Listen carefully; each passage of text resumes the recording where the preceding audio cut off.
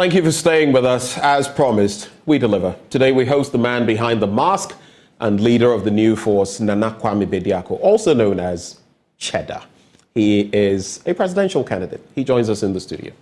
Nana, thanks for coming. Thank you, Ben. Thank you. I guess we should repeat the warm handshake you gave me when we came through. Thank you. So just to start off the conversation, this concept of a mask, a man behind the mask. I heard what you said after the convention was cancelled, the man in the mask. How did it come about? Well, I mean, like I've been telling people, first of all, you know, we had to go back to the ancient times, you know, how the black governance and excellence started. You know, these were the days of the Timbuktus and when we were building universities and building pyramids and all of that. When you go back to that history, you realize that the mask was one of our identities, you know, and even today our art is like a mask of a black person where, you know, the faces were painted and colored with dots and all of that. And, you know, people had to be very vigilant and focused, else you might be killing your own sister or father, you know. But today the mask has come off. We've lost the identity. We're facing identity crisis. Black people are all over the world. You know, you have black American, black British, black Chinese, and black, all sort of black Jamaicans and everything. So you can't really define who a black person is. And we believe that this movement, the mask, was the right significant symbol, you know, for people to connect and to be able to communicate with us. And as you've already seen, it became a conversation in the country that everybody was looking for the man that was behind the mask until, you know, I unveiled myself to be sitting in front of you today. So it was a pretty interesting picture because there was even someone who at a point came out in a certain way and people felt that person was the man behind the mask. But would you say this concept of using a mask achieved the ends, the results you would have wanted? I don't think the mask was just about achieving something. It was more so about creating an awareness and sustaining the people and keeping them in a suspense. So, you know, we can sort of control the humans within a reasonable doubt, you know, and still be able to feed them with what they're trying to hear and what they're trying to see. So, you know, if I'm to say that if I was doing a movie, definitely it would have been a box office hit because I would have gotten everybody to look, at least, to watch. So, you know, for me, I think symbolically it's a good move. And, right. and there are yet even some more people that might be on the way to be unveiled again. Oh, some more people may be en route to getting up. Well, you know, as you can see, 6 people behind. So, you know, maybe you have the new 6 coming.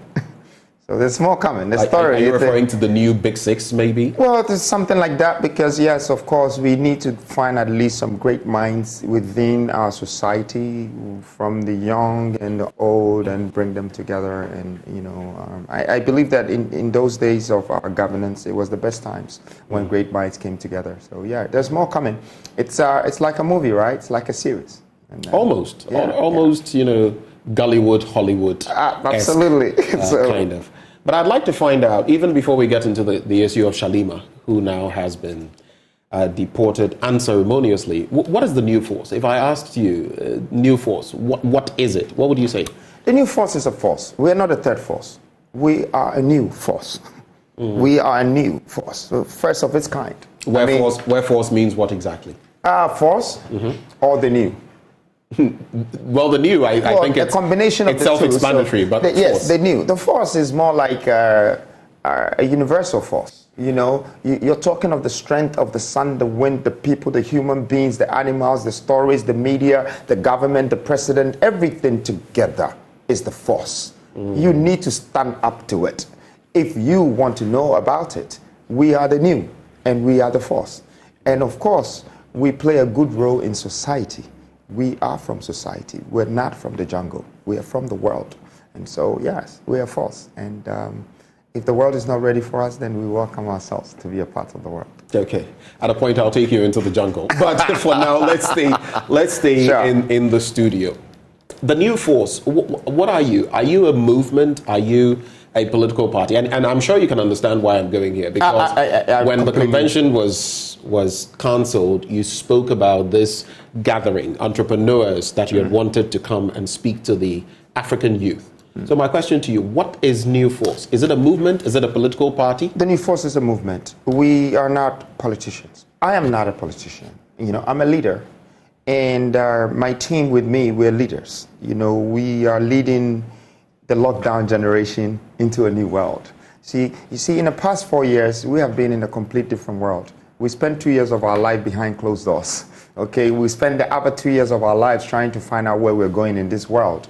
Okay, so I believe that I have my own sort of audience, my own sort of people, you know, the millennials, and even some of the old people who have experienced the new world and looking for a change. They're sitting in Ghana, but they're seeing countries like Russia and Ukraine and Gaza and this and that. And, you know, there are all troubles and problems all over the world, all over the world. Yet we have serious crisis with our economy here, and they're thinking, how is this going to be resolved and all of that. So this movement is here to make that change. And we can make this change either through the government or the private sector. We already have great experience. Where are you headed towards? Because at least from what you shared with in that conference with Peter Obi, with PLO Lumumba, I didn't see Julius Malema there, but I saw Dr. Arikana. Did Julius eventually come? No, he didn't make it. No, they wouldn't give him a permit in one of the places that he was supposed to land. You know, he needed a London permit to. Was he transiting? Yes, no, he was coming on a private transport, but he couldn't fly over 6 hours, so he had to land somewhere and refuel, but they wouldn't give it to him. And I think it's all political reasons. Okay. So he said that I'm giving him a full feed. You know, so at the point of the convention, he was going to be live speaking to the people. I see. So speaking of which, New Force is a movement. It is. And you could either go the way of the private sector or business or through leadership. That's what you said, right? Yes, either way, we will be able to contribute to society.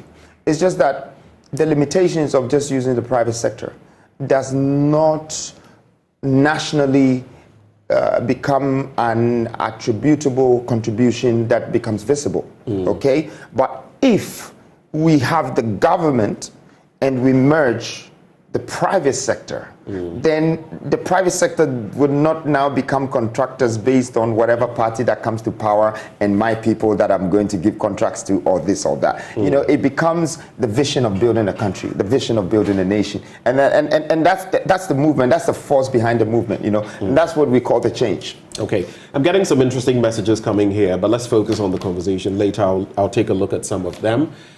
You do know that historically, any attempt at a unified government, Unigov, you remember, even during the Champon regime, that was what brought Champon to power, hasn't worked. So I ask, are you leaning more towards government rather than this private push? I mean, that is there.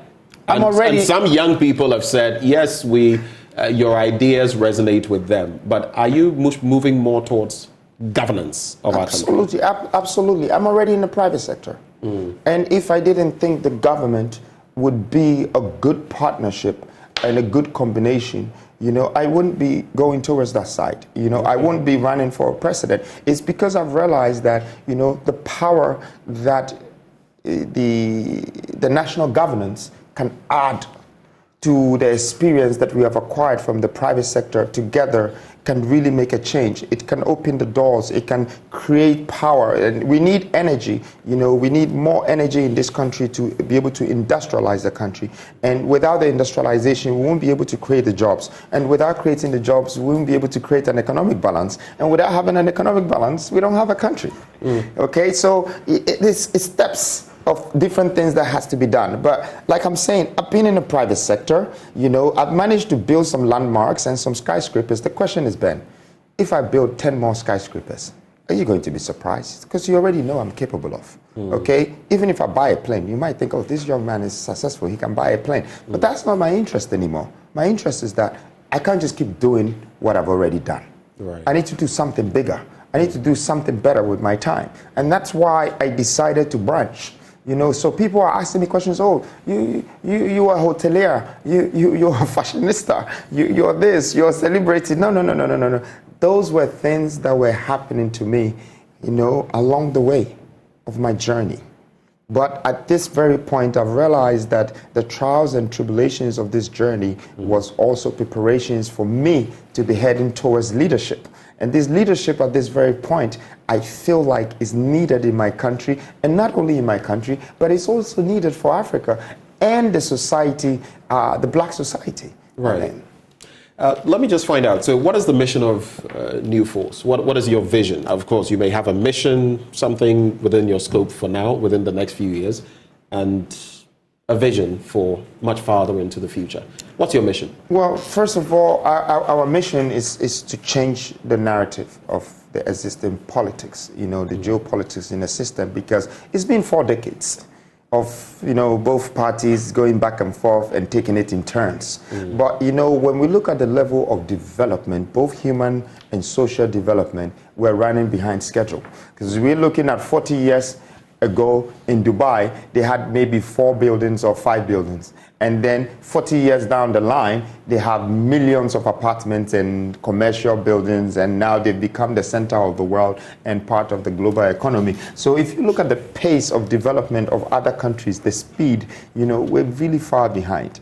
And our mission is to come and change that narrative so there could be a sustainable understanding between national governance and national development. Brilliant idea, but how are you going to execute that? Well, everybody wants to ask you that question. How are you going to execute that? How are you going to execute that? If I told you that I'm going to build a 64 floor building, as a skyscraper, and you ask me, how am I going to execute that? I will now have to explain to you that I need to put an architect together. Of course, I have to pay him, okay? I need to put some engineers together. I have to put some contractors, and I have to make sure I pay some suppliers, and I have to make sure I import those things and bring it in and pay taxes, and I have to find the installers to put it together. I have to manage it. I have to project manage it. I have to make sure that I sponsor it.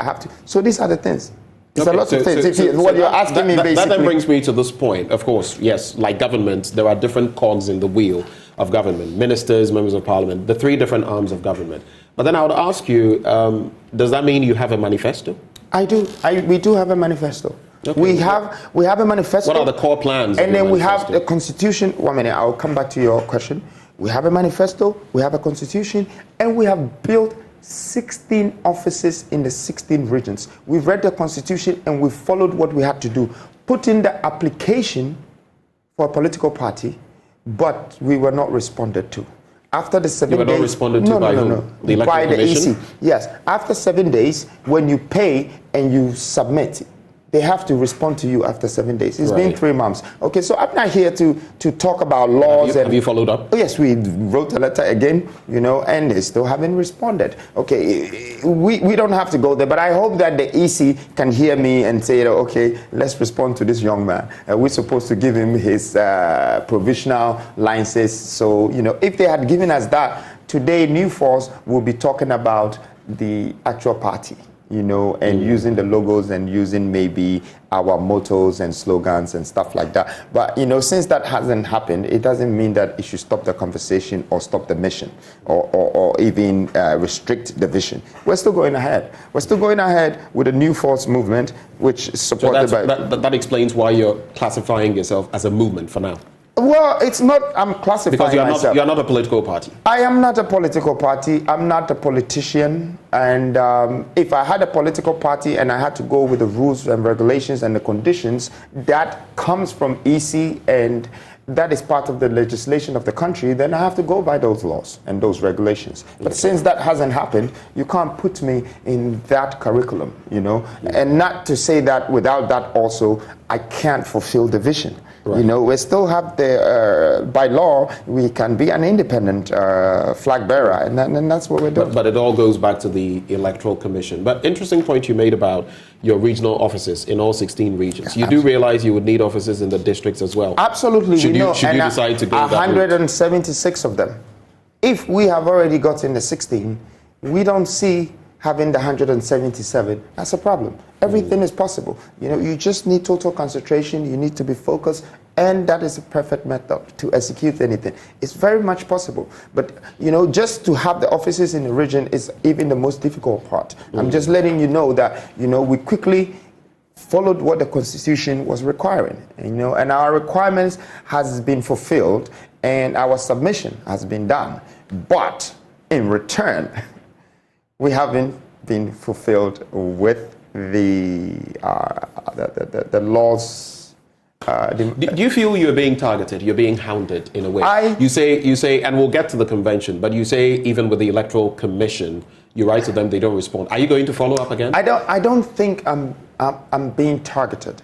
I think that any force, any power that stands up, anyone that is blessed, anyone that is successful, anyone that has anything about the average in Africa, it's becomes some sort of target. I don't want to use the word target. Target is like we're coming for you to destroy you. But I don't think. I think people have questions for you.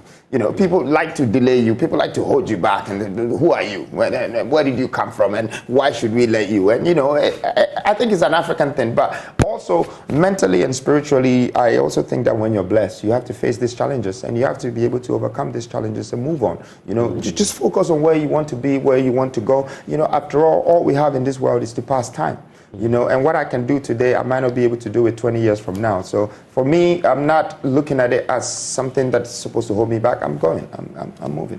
I was asking, I think it got lost in transition. Will you still go back to the Electoral Commission to try and get some response and set up your political party? Will it be called New Force? Definitely my team. I wouldn't like to disclose the name right now until we are allowed to use the name. So the name will change? Yes, there's a name for the political party. Like I said, the New Force is a movement, and you can't turn a movement to a political party. I don't know if you've read the Constitution very well. There are reasons I'm asking you those very questions. Okay, so you can't do that. But yes, at the right time, of course, we would do it right. Okay, so you want to be president. Do you? I'm going to be a president. I would like you to speak louder. I asked him, you want to be president? You asked me a question, right? Yes. I am answering you. Yes. I am going to be the president. You are going to be the president? Yes. That's some courage. Isn't that what we need? To be alive? To do the things that we have to do? I don't know, but the stark reality too is you have two gargantuan parties, juggernauts, the National Democratic Congress and the New Patriotic Party. Have you heard the MPP say they are trying to break the 8? Have you seen the floats and the crowds? Have you seen the NDC and the former President John Mahama? You're going toe-to-toe with these parties. I mean, should the EC clear you and everything? You're very confident. What explains your confidence? Confidence is faith. If you have faith, you would demonstrate your confidence. And I feel like, right at this stage, at this point, I could be president in many other ways. I could be president of the nation. I could be president of the private world and create wealth. And I still will be remembered in history that he came and he changed. There is so many ways that I could have this crown on my head, and I'm not looking at the two giants as a distraction for me. I am looking at myself as, do I have people that might believe in my vision? Yes, out of the 33 million, there are some people that could agree with me. There are some people that might be fed up with what they've had in the past 4 decades. So my confidence is built from my faith. And I strongly believe that there is a change, there's a revolution, there is a moment that we are making a movement out of that moment. And that change is very powerful. I don't think, it just takes a human being to determine or to stop or to change or shift it. Let's just see, the outcome of. I totally believe in faith. I am a staunch Catholic. I believe in all these things that you're mentioning. Change as well. What is your faith?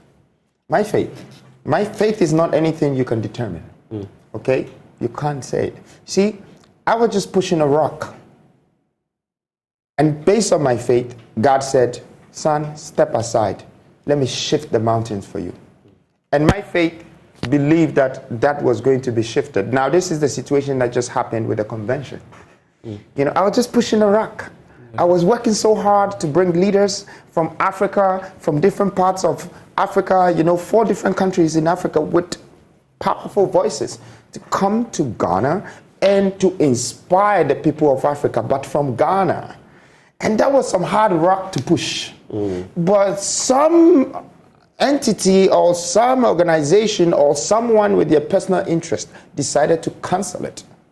And when they canceled it, they woke the world up. They woke Africans up. You know, so this is what faith can be. You know, when I believed that this was going to shift mountains, it shifted the mountains. I left the rock. And, you know, this is where I believe that as a nation, we should start to practice in our faith. We should start to see that the future, where we're going, is better for our children, more so than it becoming worse for our children.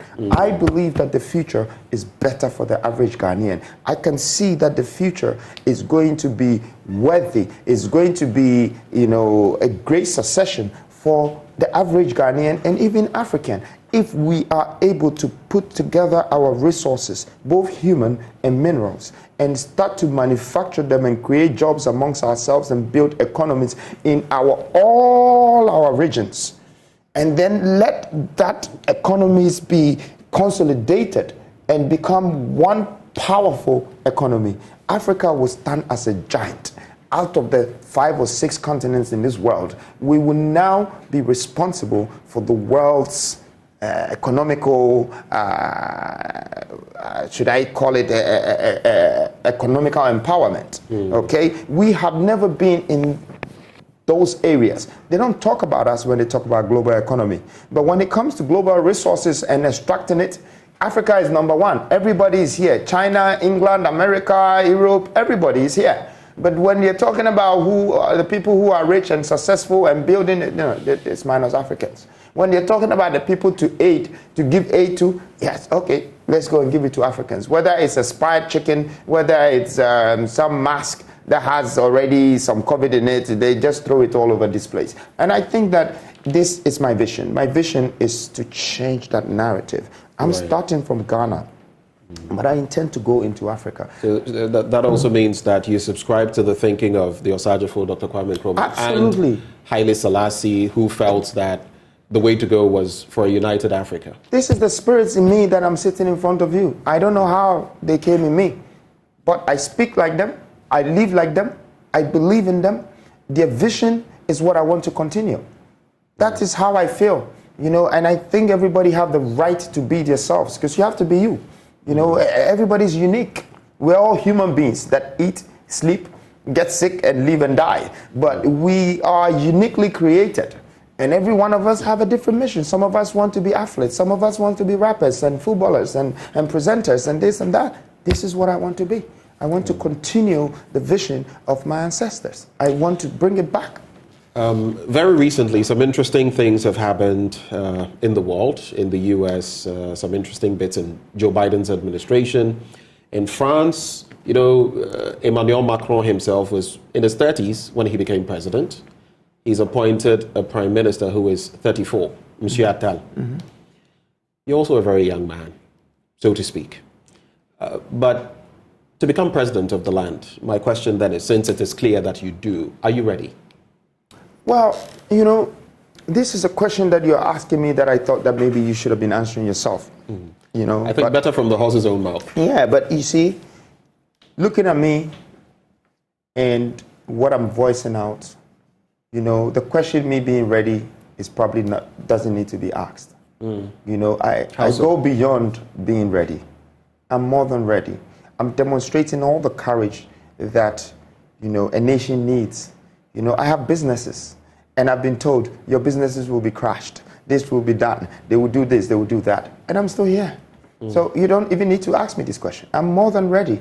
I'm ready to sacrifice what I have to make someone else and the people out there, their life become better. So when I'm not here, I'll be remembered for that. Then some young man came, they lost everything, he gave everything up, and he stood for his nation, he stood for his country, he changed it and moved on and went to Africa and proved to the world that Africa is Canaan. So you're ready to lose everything if it comes to that?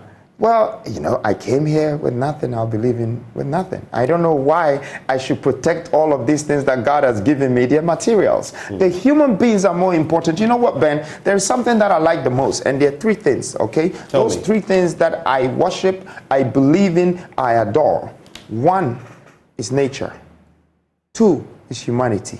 And three is the world. So I came to meet nature. All these trees and all these animals and gold and oil and everything was here before I came. I am going to leave it. It will still be here. I came to meet human beings. They brought me here.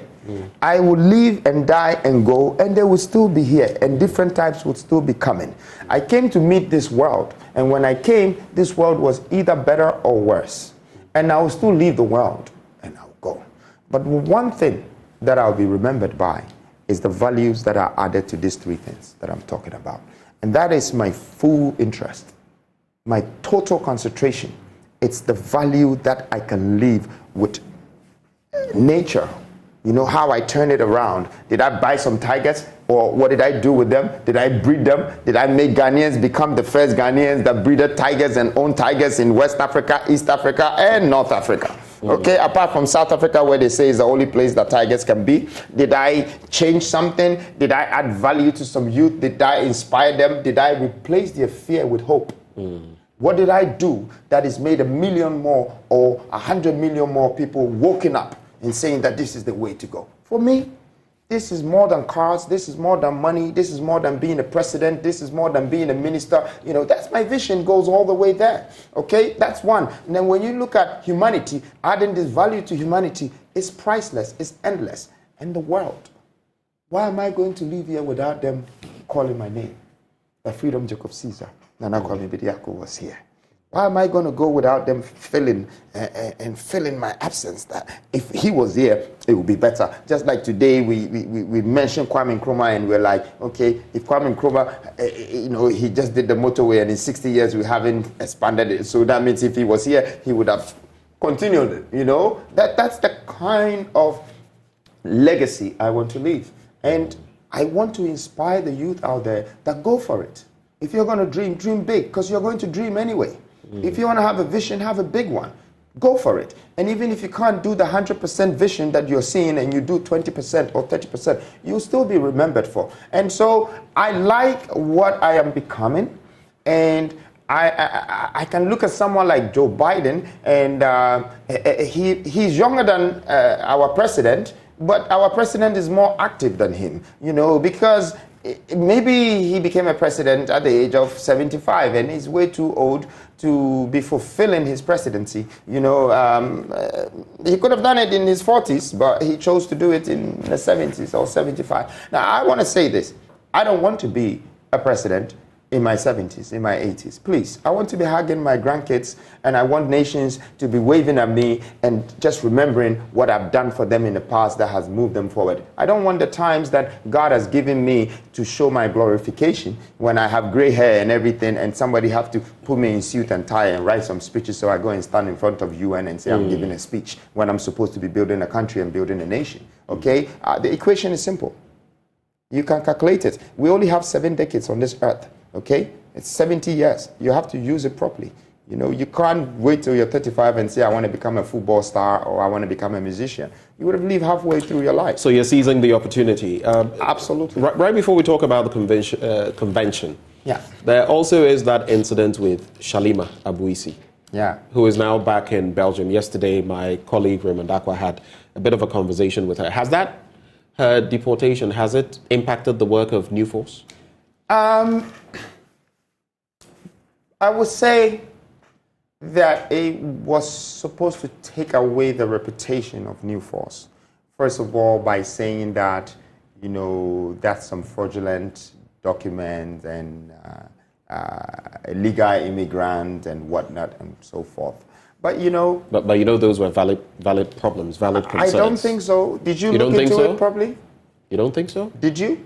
Did you see the documentation from, you know, the immigration, customs, and the rest, and what they said? Did you see the documentation, Ben? Did you hear what they said? Oh, no.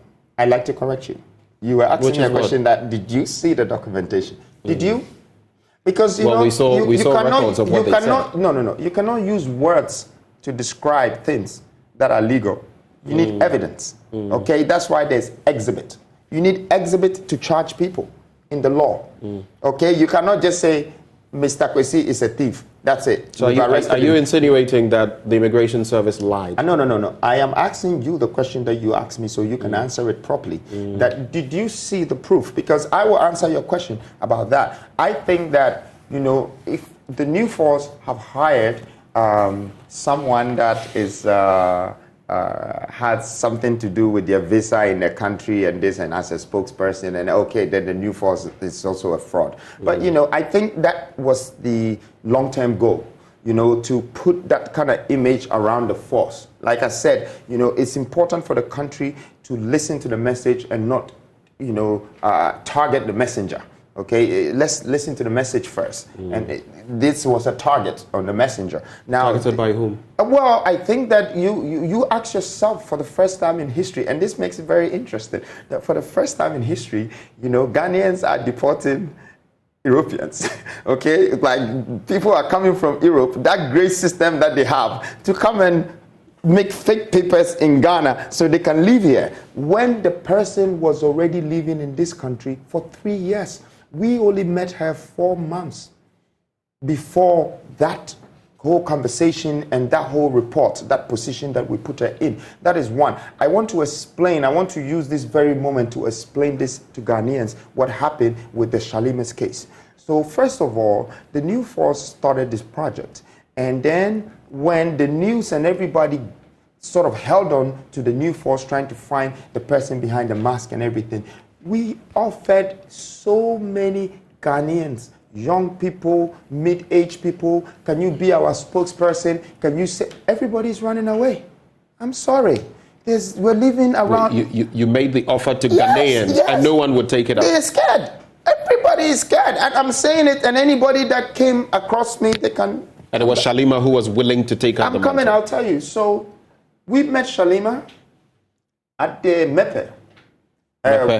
When we went to do our donations there, and she was also there doing her donations, you know, and I think Honorable Ablaka, you know, came and they were together, and so she came to support and the whole thing. And when we met her, we got in touch. She came, we spoke, we vet her, we did the vetting on her, and then we did the KYC as well. She told us that she's a presenter. She used to work for EIB, which is GH1, you know, as a presenter. So she's been there and she's a model and everything. So I listened to her speak. She was very articulate. And I said, okay, maybe I will use her for our report as a spokesperson. So we just decided that let's use her. But besides the point, we also realized that, you know, it was going to be a very good publicity stunt. You know, if we were to use a white person to speak on our behalf. For me, as the leader of the new force, I thought that, you know, it was good to even show Ghanaians that we're now hiring even white people to come and work for us, you know, in speaking for us, in reporting for us. For Ghanaians, they looked at it as, oh, who is a white person to come into our politics, this, that. But who said we were politicians? New force. We hadn't said anything. We hadn't reported that we're a political party. No, we were just suspected to be a political party that is yet to unveil. So we being a movement, we had any right to hire anybody to be our spokesperson or to be our reporter. But they turned it around and made it look like, oh, we're doing politics and we brought white people from outside to come and do. No, we cannot do that. I cannot disrespect the nation like that I'm going to bring a white person when our history is about colonial, you know, for them to come and form a political party. No, that's not the picture. Now, let's clear this once and for all. On the national television, she was the bold person to volunteer to be the spokesperson. And I still stand by her, you know. But talking about her being arrested, that's what we need to look into. Okay, so as we look into that, you say you vetted her. Yes, we did. You vetted her. Yeah. Did you also maybe inquire to see whether she had the right to work, to engage in the activity? She was not working. No, hold. Yeah. Whether she had the right to work or engage in the activity that you were giving her to do. She had a student visa, a student visa in her passport. That student visa was an authentic visa from the immigration. It's not a fake visa. Right. And when someone volunteers, it's not a job. He says, I want to do it for free. Okay, that's what she said. And she did it for free. And after she did it for free, the video became so impactful that even on her own page, it was the first time she had 1.2 million views in 2 days. Okay, so it was very powerful. It was circulating. The message was powerful. It was piercing. Now, when she got arrested, how did she get arrested? She just got a phone call that come to the immigration. Okay, now there was a lawyer that was, you know, helping in the vetting situation with Shalimar, who was in our office. And that lawyer was the only one that, you know, showed us the visa in her passport, you know, and in 2 days, we get a call.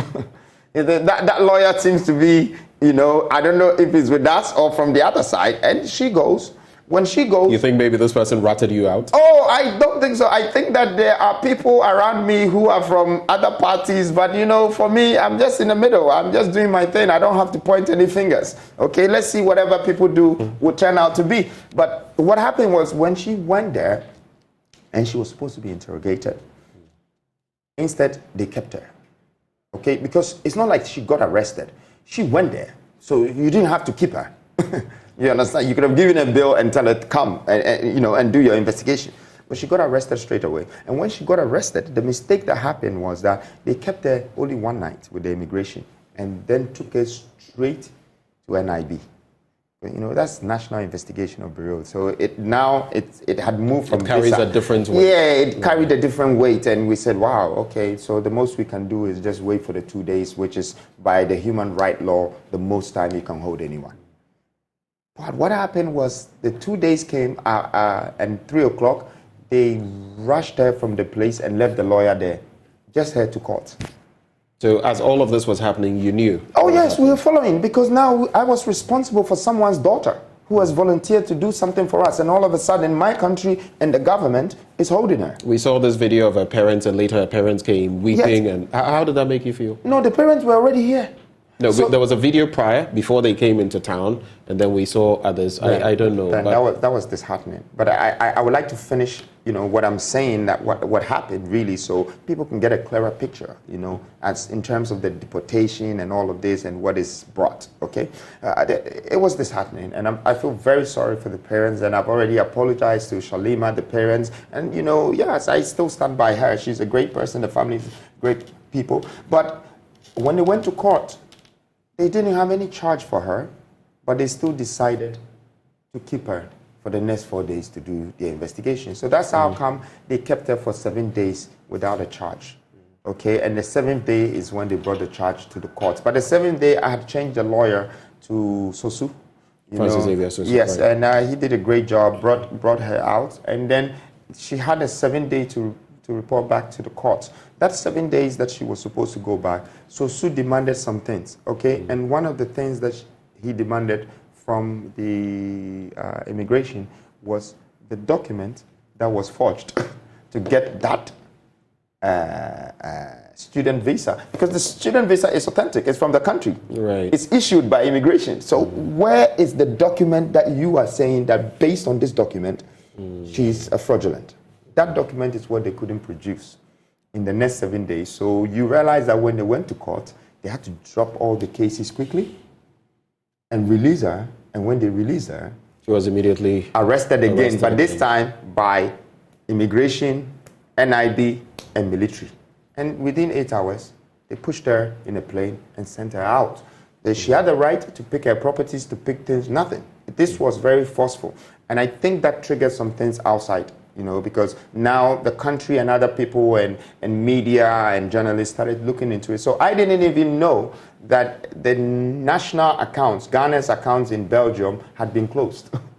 4 of them. I am not privy to this. Oh, you can Google it. It's there now. And Ghana's accounts in Belgium have been closed. Yeah, on the back of what happened to Shalimar. No. It had been closed before, previously. Okay. Yeah, so they closed it, and I think due to that, there was a blacklisting by the EU, which now they're being delisted. So this has happened, and now it's looking like, the country was now sort of revenging with the girl. Oh, I now get the picture. So this is what has made it. It's going to BBC. It's going to other platforms. I'm not the one. It's not New Force. New Force genuinely just used her, and all of these things happened. It's just triggered things, and it's now making also Europe. Who is this New Force, and what's going on, and why is the government? So in the end, you feel it has given you capital.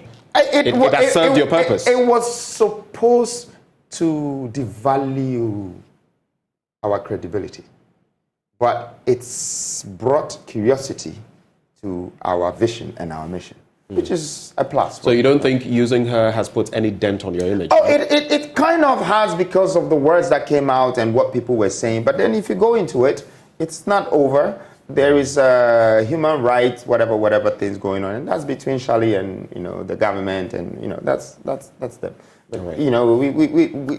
We've triumphantly been able to move on, and we moved from the Shali to even the next stage, which is the convention, and I'm sure you want to ask about that too. I'll get there in a minute. I just have a question about money, though, and listening to you, I see again you have this courage, and you speak about what you've attained as a young man. Even when you had that press conference, you spoke about how for 21 years of your life, you had invested it in giving young people a picture of what wealth looks like. We'll get into the other conversations. But how are you bankrolling all of this, whether as a movement or eventually as a political party funding? How do you have people supporting you? At the moment, these are not things that I really probably think. Because really, the billboard saga, right? People, if you picture the number of billboards and how much it costs to just erect one, and some of them were unfortunately vandalized. People say, wow, how could they do all of that? How did you do it? Look, the power of wisdom, it's the demonstration of wealth. When you have a great mindset, you can have a little and it looks so big. When you apply your wisdom to it, it looks so powerful.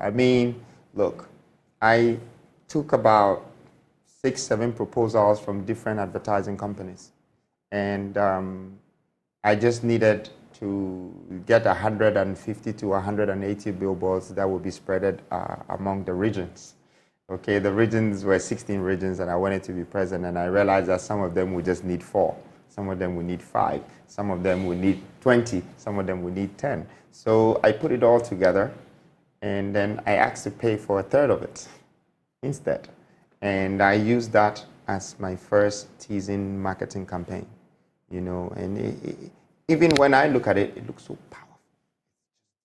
But I will give credit to the wisdom more here than the funding. Wisdom? Yeah, the wisdom behind the analogy of marketing with one marketing company and asking them to spread just 150 billboards, appropriately and proportionally.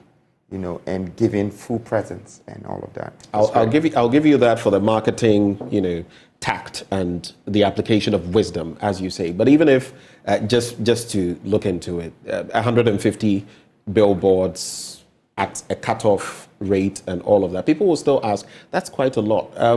Question is, are you doing this on your own as part of that drive to, listen, I want to bring the youth to a new dawn?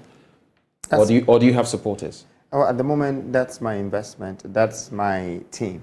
Okay. We are investing, and also remember that some of these third-party companies that we're using are also people that want some sort of give in exchange of publicity and other things, like the marketing company. Okay, so you're doing some barter here. Yeah, the marketing company is now, they've gone from 4 to 1, so everyone can see that the blue poles is, is really everywhere. It's a, like I said, let's give credit to the wisdom, and I think that Ghana wants to know, how are you funding all of this? When you build a building, they say, how are you building all of this? People are not even asking, do you own some banks? And if so, how do you sleep? And how are you paying them? Do you owe any banks? Well, have you taken any loans? Yes, I used to own World Bank.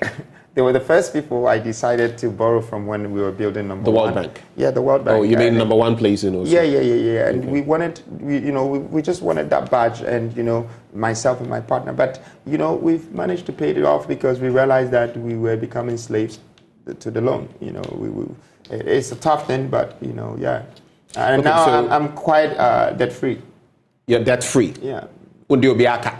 Well, unless... Nana Kwame Bediako Ndi Obiaka. Oh, you want to make it like Ndi Obiaka. I own the nation. I owe you to sit here and give you my time. No. Let me answer your question, okay? So you don't re-narrate it. And I want to correct you, okay? What I've invested in the nation is because of what I owe them. I feel like I'm partly responsible to the best development of this country. So if I manage to get myself out of the bank debt, and then take my little to advertise myself, to promote myself, to campaign myself, so I can become a leader that will have the chance to build platforms and create wealth and create jobs and create this. What does that tell you? I owe you. I owe my life to the nation. Say now say obiaka as if I'm some no. At least I wouldn't do obiaka. What it reminded me of was Lord Kenya's song from back then. Exactly. That's actually where I was leaning. But still, I just want to, to conclude on this point. Wisdom, yes, but wisdom is not money. The application of wisdom can do many things.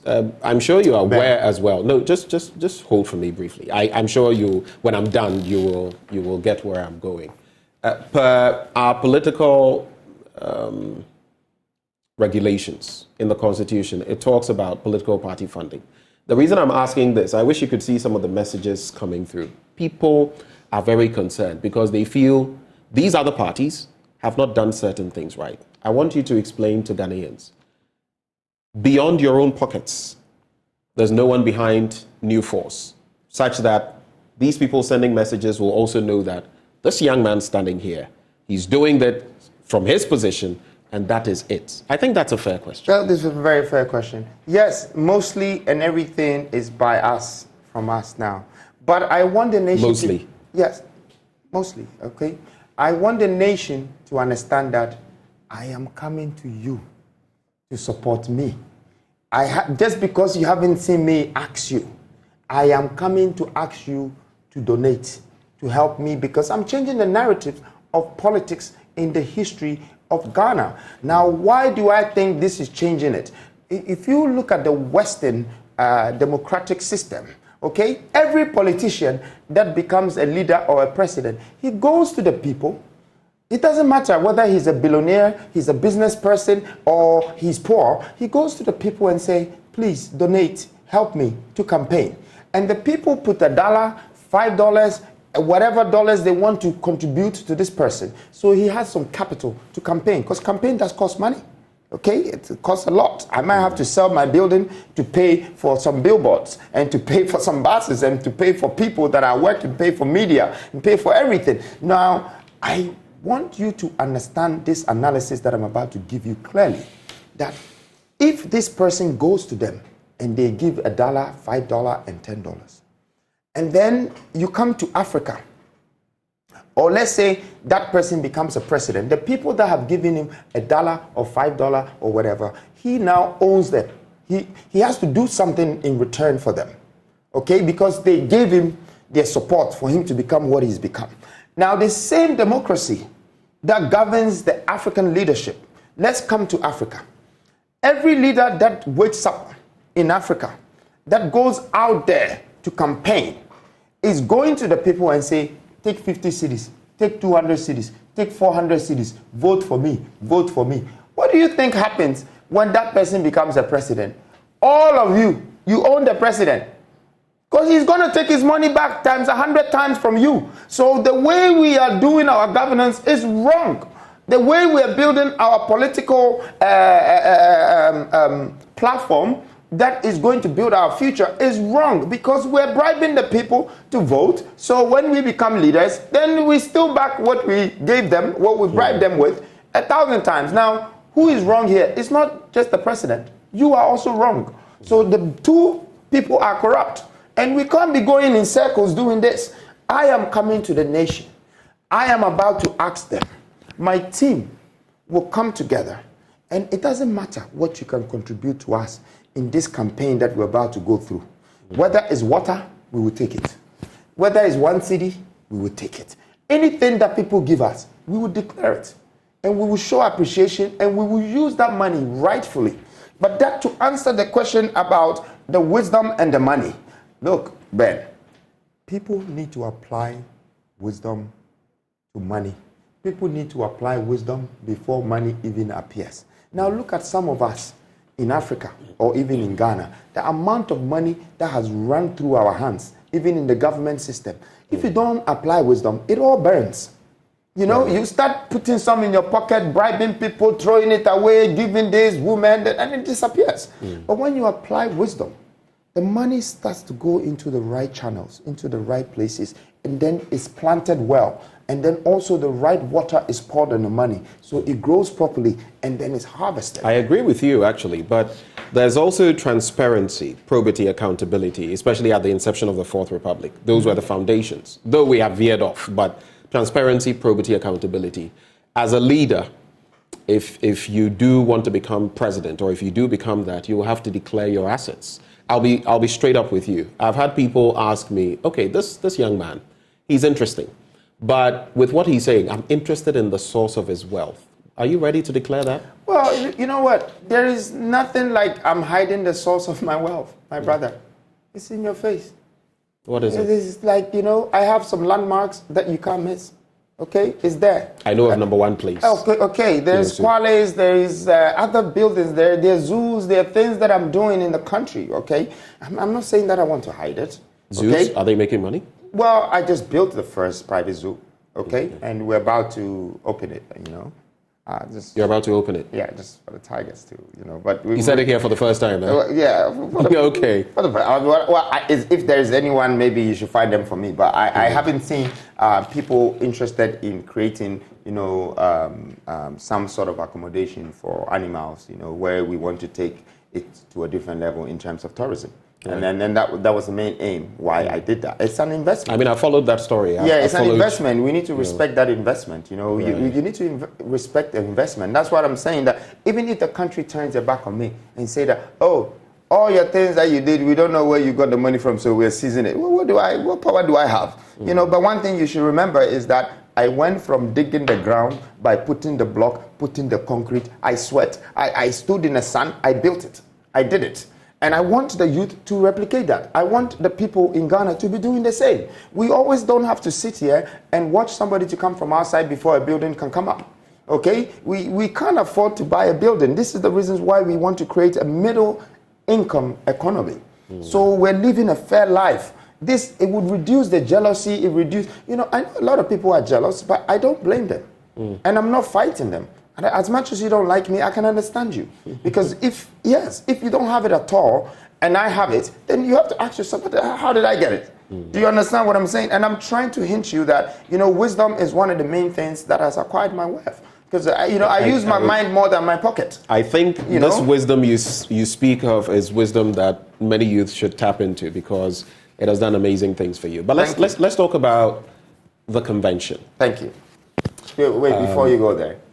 Did you kind of get all your answers? that you want from me? Because at some point I could tell that you wanted to pull out. Like, for example, what's the funding? What's this? What's that? You are hitting the nail on the head. Are you one of the people asking the same question, Ben? Like asking which question? Where did he get his source from? Where's the source? Where's the money coming? For me, anyone who intimates in any way to become any sort of leader, especially political leader in this country, on the back of our history, corruption and everything, I am 100% interested in their source of wealth. I'm 100% interested in their declaring their assets and following that, whatever they accrue on top of it. And as a student of the law, obviously, I am incredibly interested in that. You've been asking me all the questions today. Can I ask you one question? Go ahead. Have you read the Constitution?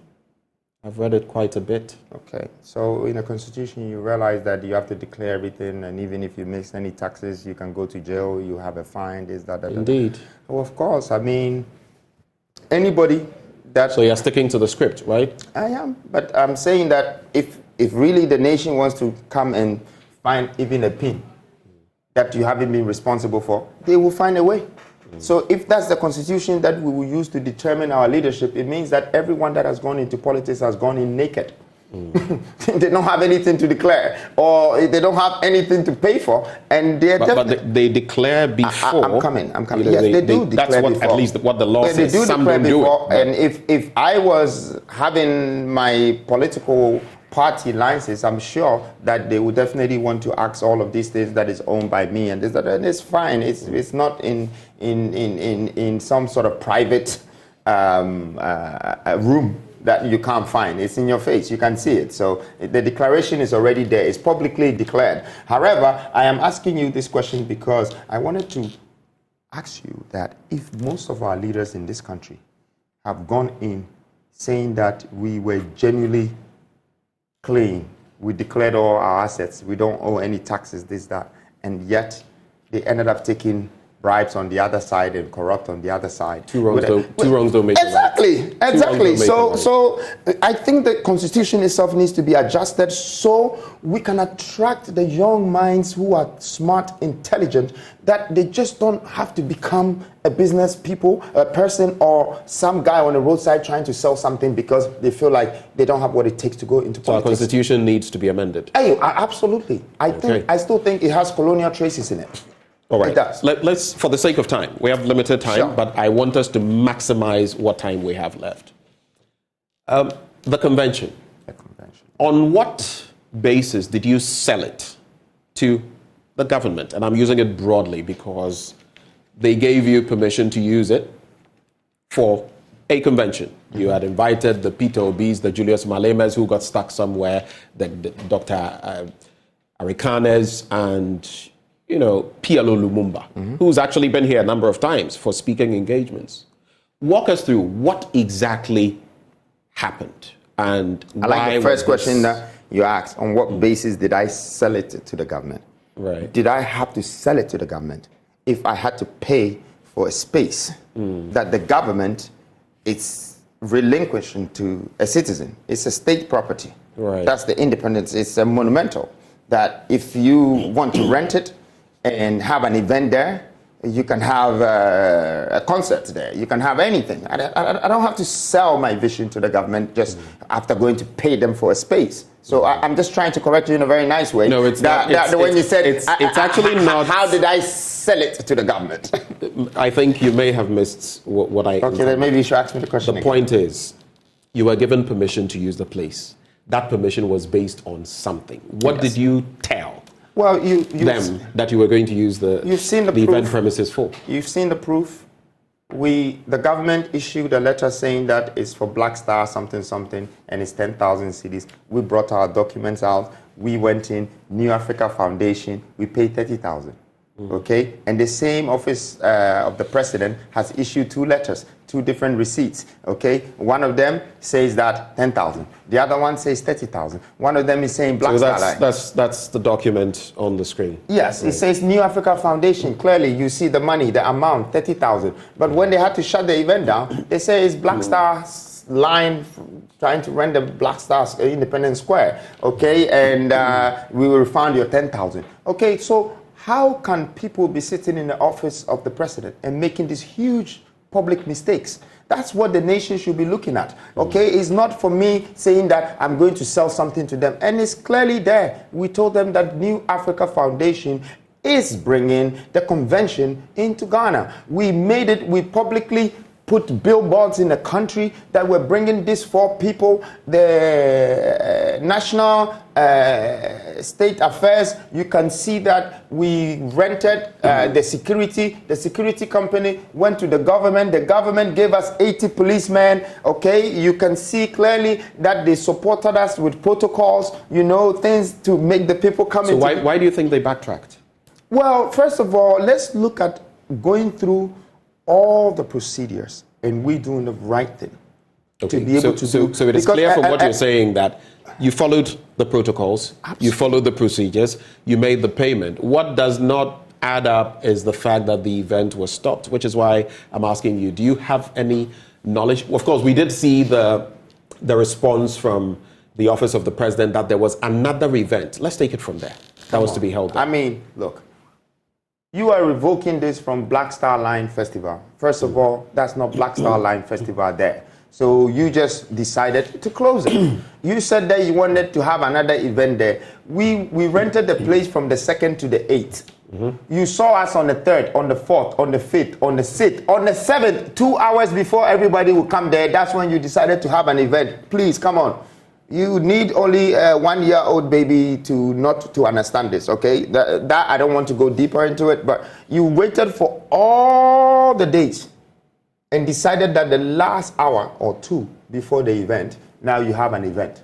What event? How come the people did not tell us that even the government, if they decide to have any event, they can cancel your event? That should have been in the contract. It should have been in the agreement. Were you going to launch New Force at that event? That is what everyone is saying. And No, I don't want what everyone is relax. saying. Relax. I'm answering your question. What are you saying? I'm answering your question, right, Ben? It looks like relax. You ask me a question, I have to answer you. Because of time, I need to make okay, then let's double up. But then if you want to know the answer for the question that you just asked, okay, everybody is saying that we're going to launch, which is not the idea and that was not the mission. But in any case, even if the convention, I decided to unveil myself in the convention, I want to ask everybody in this country, is it a crime?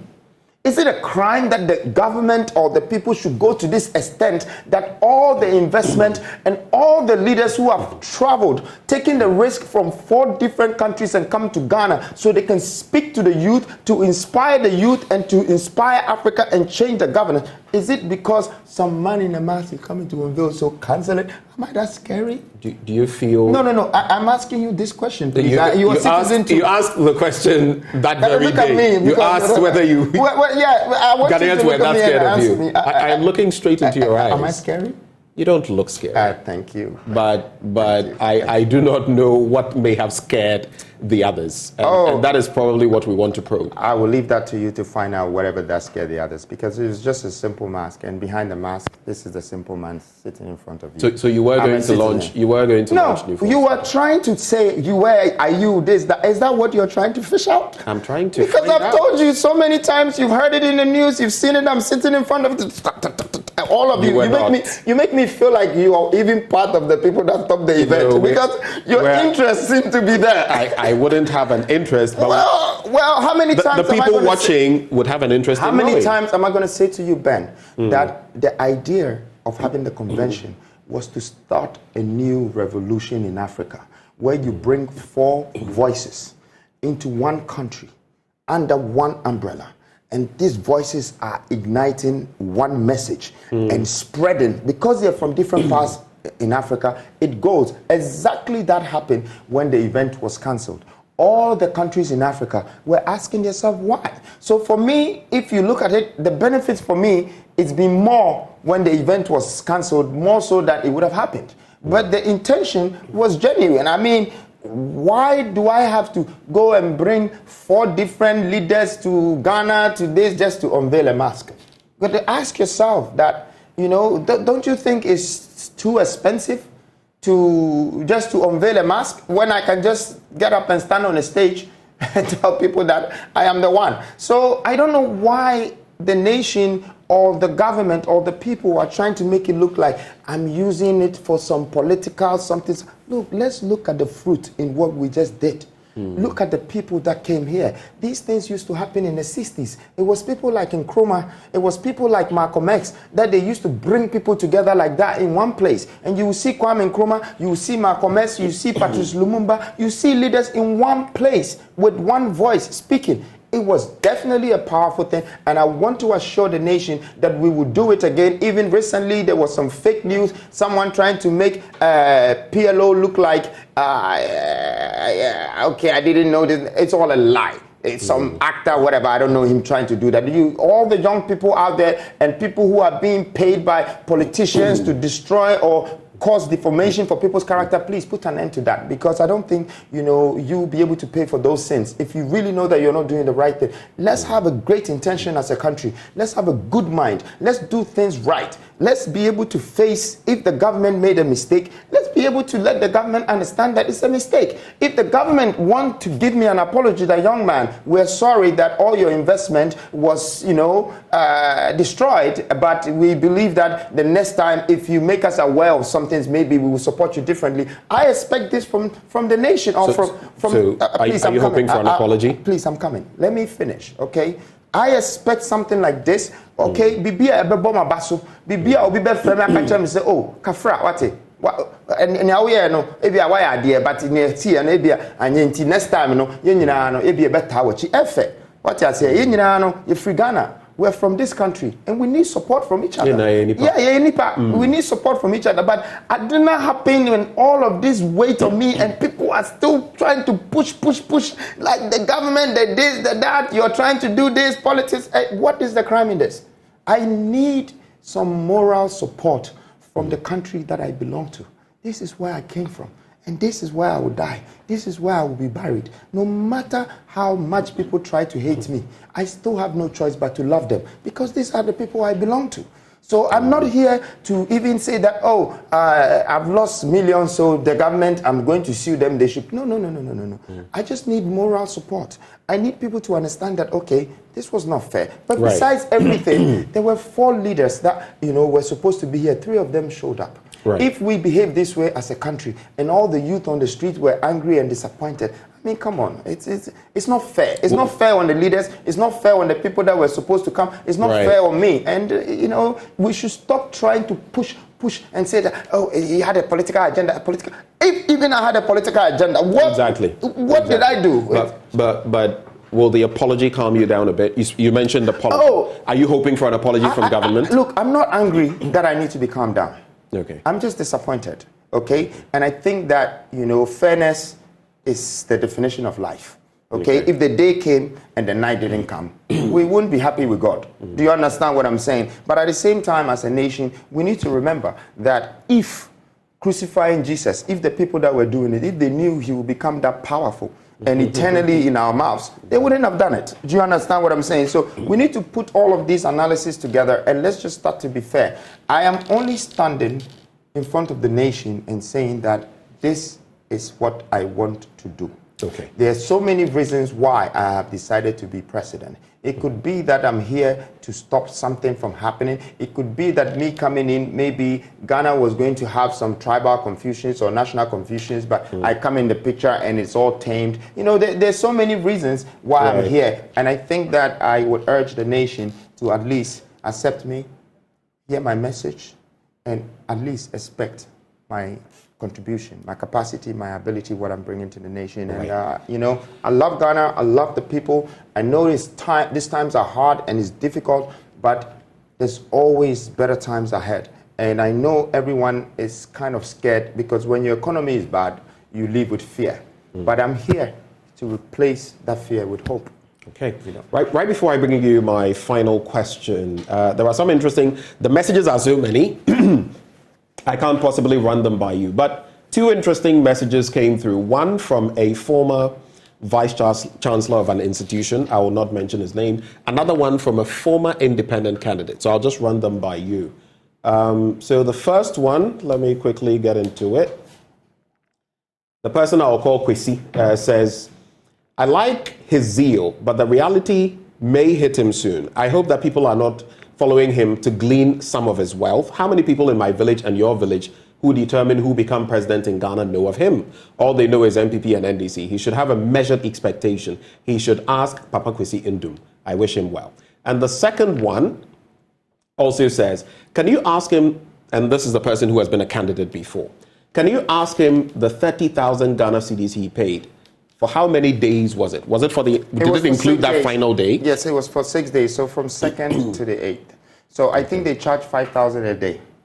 Okay. Okay, so 5 by 6 will give you 30,000. 30,000, and you need the 6 days to put up everything, and they ask us like the size of the event and everything, and we all assume that okay, you need the 6 days. Besides, on the 31st there was an event there. Okay, so on the 1st and 2nd they used it to tear down whatever, and then we continued from there.